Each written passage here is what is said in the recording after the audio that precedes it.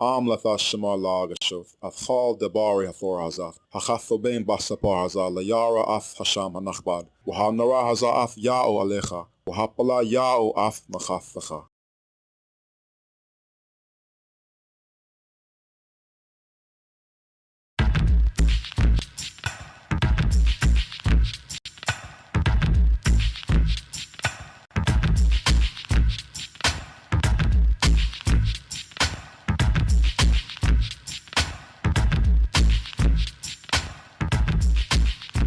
The Tetragrammaton. What is the correct pronunciation of God's proper name?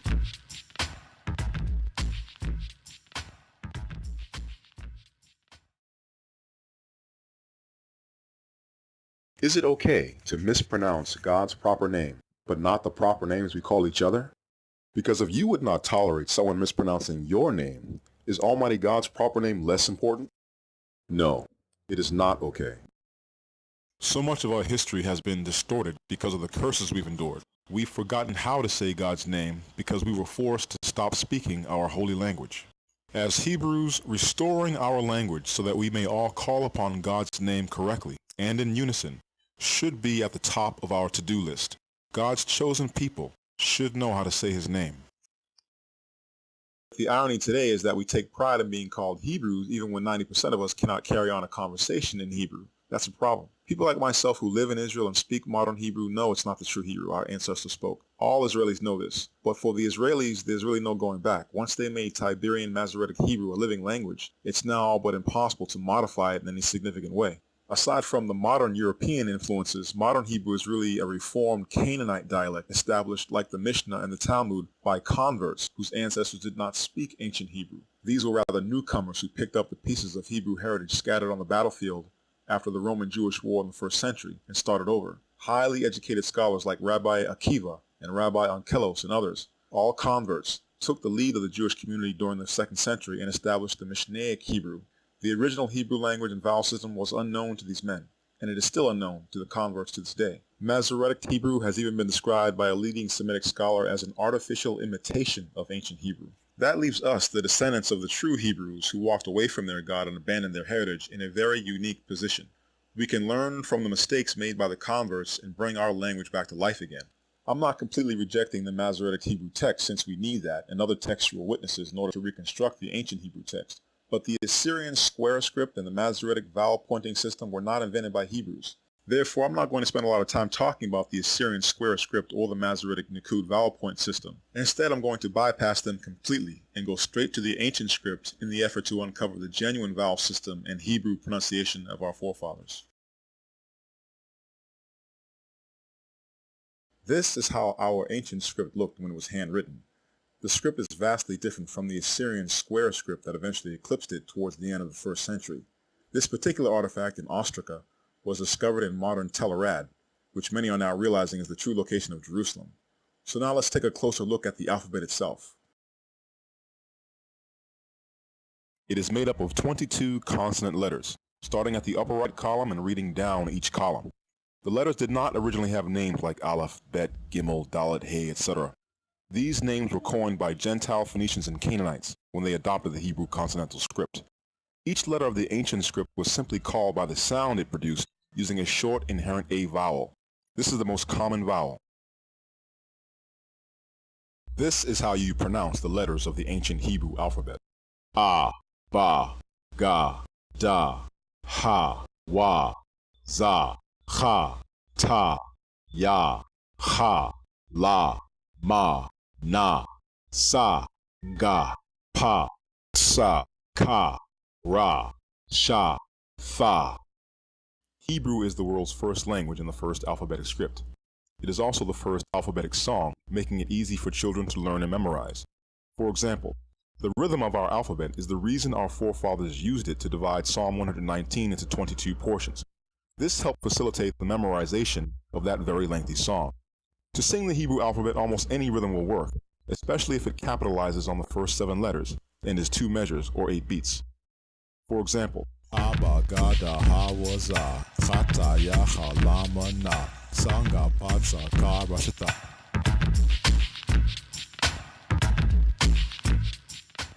Don't let the music I just used put you off or be a distraction. The point is that the Hebrew alphabet rhymes and is therefore easy to memorize. So find the rhythm you like and start memorizing the Hebrew alphabet. Some of you might be asking why we pronounce the name of Moses Masha instead of Moses or Moshe. First, let's be clear that his name is Hebrew, even though it was given to him by an Egyptian princess who found him in the river. She knew the child was Hebrew, and the biblical narrative gives no indication that she intended to hide this fact from anyone. The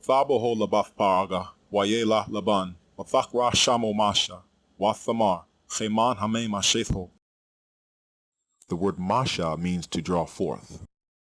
The Canaanite dialect has more sounds than Hebrew does, and a different intonation. But these differences did not prevent Abram from understanding the Canaanites, nor them from understanding him. At some point, however, the Canaanites adopted the Hebrew script, which created a dilemma for them because their language had more sounds than our script has letters. But instead of inventing new letters to accommodate these sounds, the Canaanites kept the number of letters at 22 and gave certain letters more than one sound value. You can read more about this in the book by James E. Hotch called Semitic Words in Egyptian Texts. For example, the letter Pa can sometimes be softened to F in Canaanite, but there is no F consonant in the original Hebrew. The Canaanite dialect also has more vowels than Hebrew. All Semitic languages began with just 3 vowels. In ancient Arabic, these were A, I, and U. Yet the pure vowel sounds are A, I, and O. The U vowel is produced by a weakening of the long O vowel at the end of articulation by contraction. So the U vowel arose later, as did the Arabic language itself. Since we believe, Masha, that Hebrew is the precursor of Arabic, these 3 vowels, A, I, and O, are taken to be the original vowel sounds of ancient Hebrew. Ancient Arabic shares their vowels A and I with Hebrew, and neither language had an E vowel. The E vowel is not a pure vowel because it is a contraction of the long I vowel sound, just as the short E vowel and the short O vowel are contractions of the A vowel. Neither one of these vowels existed in classical Arabic, but Canaanite had all of these vowels, as well as at least 7 or 8 additional consonant sounds, whereas Hebrew only has 22 consonants. When the Canaanites adopted our script, they altered the design of the first letter, which is the picture of a flag on a pole or an ensign. The ensign was used as a rallying point and a generic symbol for God in the ancient times. The Canaanites shortened the length of the pole's vertical stroke, so the letter looks like the head of an ox. The ox was an animal they worshipped. That's why they gave this letter the name Aleph, because Aleph in Canaanite means ox. The Hebrew word for ox is Aleph. When the Greeks adopted the Canaanite script, they pronounced Aleph as Alpha. It's the same word. The Greeks just turned this letter sideways, and this is the origin of the letter A. Now that we've looked at some of the ways Canaanite has modified Hebrew, you can begin to understand why I consider Masoretic Hebrew to be the preservation of the Canaanite dialect. The ancient and pure Hebrew did not give 2 or more consonant sounds to the same letter. The letter Ba was never modified so that sometimes it could be pronounced as V. And yet this pronunciation of the letter Ba, which is universally called Bet today, is common to all dialects of modern Hebrew. Both the name Bet and how this letter is pronounced are carryovers from Canaanite, not Hebrew. Nor was the letter Wa sometimes pronounced as V and at other times as a long U vowel. Yemenite Hebrew is the only modern dialect of Hebrew that pronounces this consonant correctly as W. The interdental letter Tha did not have the additional value of T. Hebrew already has a letter for the T consonant. That is why throughout this video you have heard me say Thorah when referring to the book of Masha and not Torah, as it is pronounced in the Masoretic dialect. The Canaanites also pronounced the sibilant letter Shah sometimes as S, so they gave this letter the dual name Shin and Sin. This has been preserved in the Masoretic Hebrew by the inclusion of a dot above the letter. If the dot is placed on the top right side, then it's Shin. Otherwise, it is Sin. This is not ancient Hebrew. If you read the story in Judges 12 and 6, you will see how some of our people were taking up the Canaanite pronunciation of the word Shabaloth, which means stream, and saying it Sabaloth instead. And the text emphatically states that they were pronouncing the word incorrectly. Hebrew already has a sibilant letter for the letter S. Purifying Hebrew means correcting the things I just mentioned in our dialect and straightening out the vowel situation. The vowel letters of ancient Hebrew are the 5 letters A, Ha, Wa, Ya, and Ga. We've already looked at 3 pure vowel sounds, but there are actually 4 vowels total. A short A vowel, as in the word Adam, long O, as in the word boat, a long A vowel, as in the word stay, and long I as in the word bike or sight. The first of these, the short A vowel, is both a pure vowel and an inherent vowel, and by inherent I mean it is the only vowel sound that does not need to be written down in Hebrew. It is the assumed vowel in open or closed syllables when there is no vowel letter to indicate otherwise. So, for example, the name Masha is Masha and not Moshe. If there was an O vowel in the first syllable of his name, it would be written with a vowel letter to prevent confusion. As it stands, his name must be pronounced Masha unless one is reading the pointed Masoretic text or following that tradition of pronunciation. But what you are hearing is a Canaanite dialect, colored by Yiddish, Sephardic, and Arabic. It is not ancient Hebrew. Ancient Hebrew has to have very simple and unambiguous rules when it comes to vowels and syllable formation. The moment we accept that Hebrew words can have unwritten long vowels within them, that leads to the complexity and confusion of the Canaanite dialect, which is retained in the Masoretic vowel pointing system.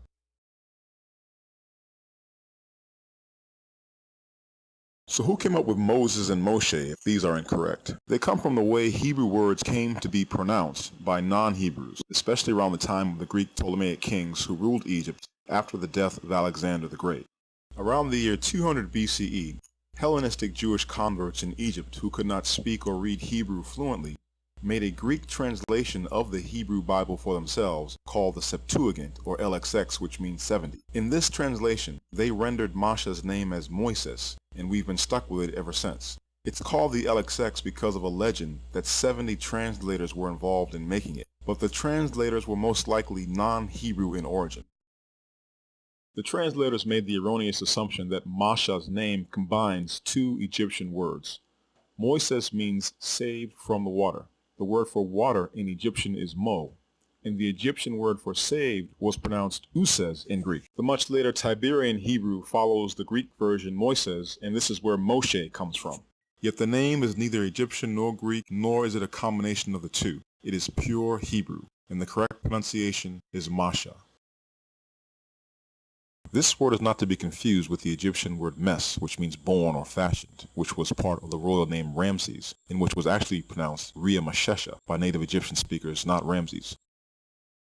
The Egyptian name in Genesis 47:11 and Exodus 1:11 is not Ramses either. The actual vocalization of the Egyptian name in these passages is Ragamsas and not Ramses.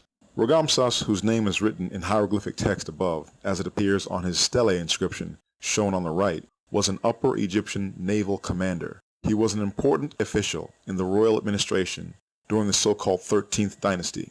No pharaoh ever bore this rare name, but the orthography of his name finds an exact match in the spelling of the Egyptian name that appears in Genesis 47:11 and Exodus 1:11. The first glyph in the name Ragamsas is the mouth in the upper left. This produces the R sound.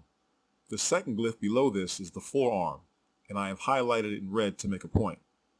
This glyph is a guttural consonant. It makes the same sound that was originally made by the Hebrew letter commonly called ayin, which was a voiced pharyngeal fricative. So the modern Hebrew vocalization of the biblical name as Ramses is incorrect. The first two syllables in the Egyptian name is Raga. This evidently is how the name Ra, Re, or Ria was pronounced at this time and place in Upper Egypt, where Ragamsas was from. The next two glyphs in his name, which are the sun disk and the vertical stroke, prove this. These glyphs make no sound in his name. They are only determinatives used to clarify graphically that the preceding word spelled phonetically is the name of the Egyptian sun god. The last two glyphs in his name make the phrase born of or fashioned by. Although the much older form Ragamsas, born of the sun god Raga, has the same meaning as the much later name Ria Mashesha, born of the sun god Ria, they are pronounced totally different. These names are from two different periods of Egyptian history, separated by centuries. The name Ragamsas is the name found 5 times in the Hebrew Bible, and spelled exactly the same way each time. But not once does the name Ria Mashesha, which is the correct way to say Ramses, ever appear in the Hebrew Bible. Masha was not writing in the Torah about Pharaoh Ria Mashesha, i.e. Ramses II of the 19th dynasty. He was writing about an official with a very rare name from Upper Egypt, in whose estate our ancestors settled. It was a 13th dynasty pharaoh who allowed our people to migrate from Canaan to this wealthy man's estate in Egypt during a famine, And Masha led us out of it centuries before Rhea Meshesha was ever born.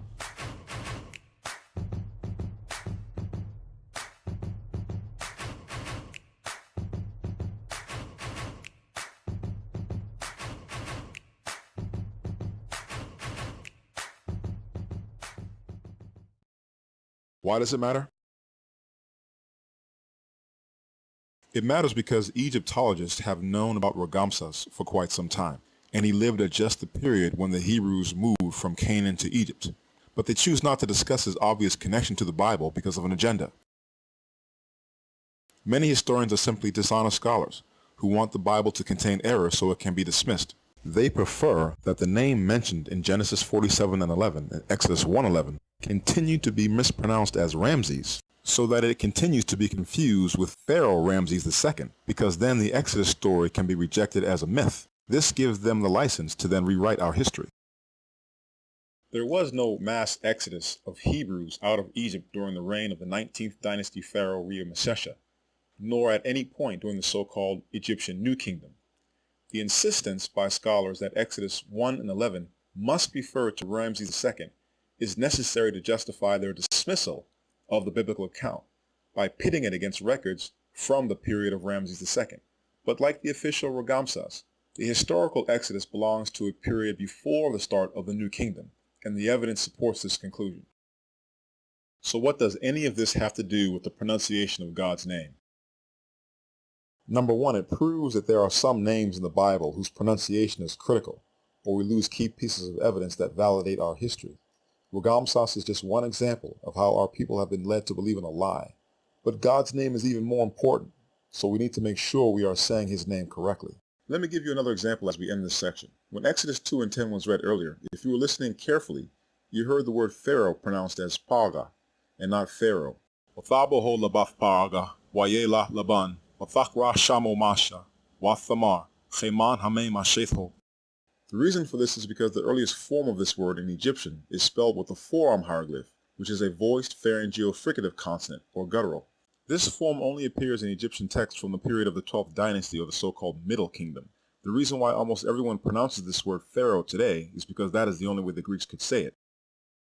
The ancient Greeks did not have a voiced pharyngeal-fricative consonant in their language, so to make it easier for them, they said Pharaoh and called it a day. We've been stuck with Pharaoh ever since, just as we've been stuck with Moses. What's more, the fact that the word is vocalized Pharaoh in the pointed Masoretic Hebrew text just proves that the Tiberian Masoretic dialect was heavily influenced by Greek. It is not the ancient Hebrew our forefathers spoke. Ancient Hebrew does have a long O vowel, as we will see, but it is not part of Masha's name, nor the Egyptian word Paga, which is the correct way to say this word in Egyptian, not Pharaoh. Now, modern scholars have made much ado about this word Pharaoh and how it supposedly proves the Torah of Masha could not have been composed as early as the 15th century BCE. They are quick to point out that this word was first used during the reign of the 18th dynasty pharaoh Enkidu, otherwise known as Amenhotep IV, in the 14th century BCE. So if Abram existed, he could not have been using it when he visited Egypt many centuries before that. This is another lie. The spelling of the word that appears in the Hebrew Bible follows the Egyptian spelling in use during the 12th dynasty, which is the period of history Abram lived. It is the later form, per-ah, written without the forearm hieroglyph that is used in Egyptian texts from the New Kingdom forward. So what we have in the Hebrew Bible is an archaism. The spelling Masha used is older than the New Kingdom. It is not the much later form of the word that appears in the mid-18th dynasty. Number two, it proves Masha's archaic Hebrew did have a system of vowel letters.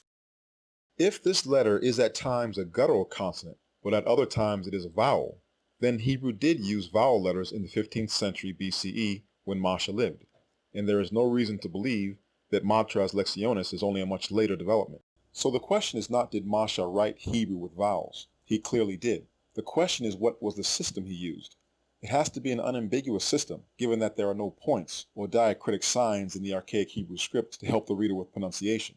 Since the name Ragamses is not a Hebrew word, we already have our first clue. The letter on the right can be a consonant in any position in a non-Hebrew word, but in Hebrew this letter is only a consonant when it is the very first letter of a word. Otherwise it is always a vowel.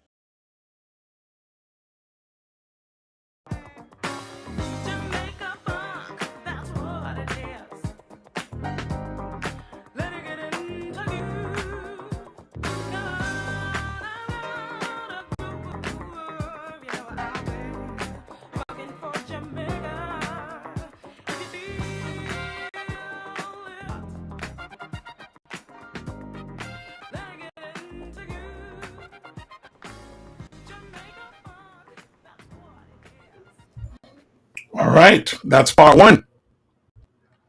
That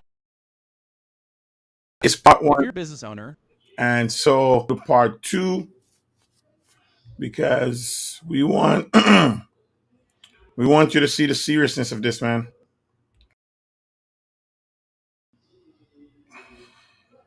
Yeah, we're gonna go to part two. That's part one, part one. Now we're gonna hit up part two.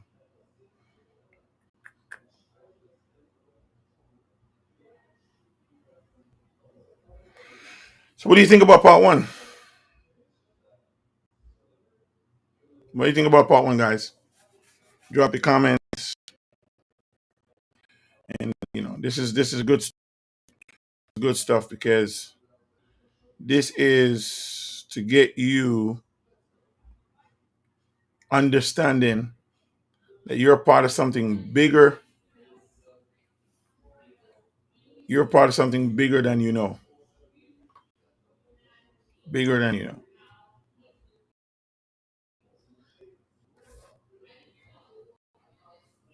Let's see here.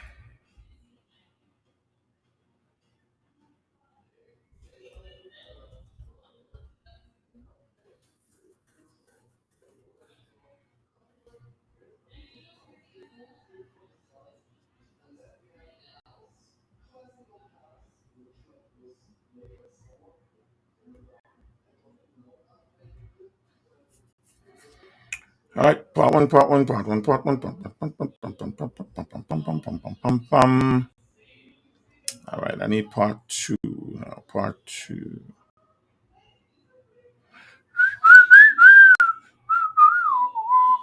You guys got to watch this, man. You got to go check out the Ravenous page and watch Brought by Ships and the true name of the creator.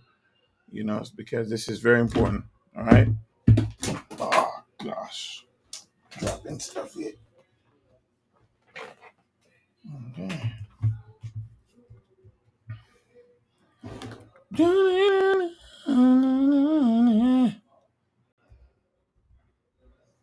All right. Let's call it a day here. I don't want to make this as too long. So what I'm gonna do, I must say goodbye. I'm gonna say goodbye, and then I'm gonna come right back with part two.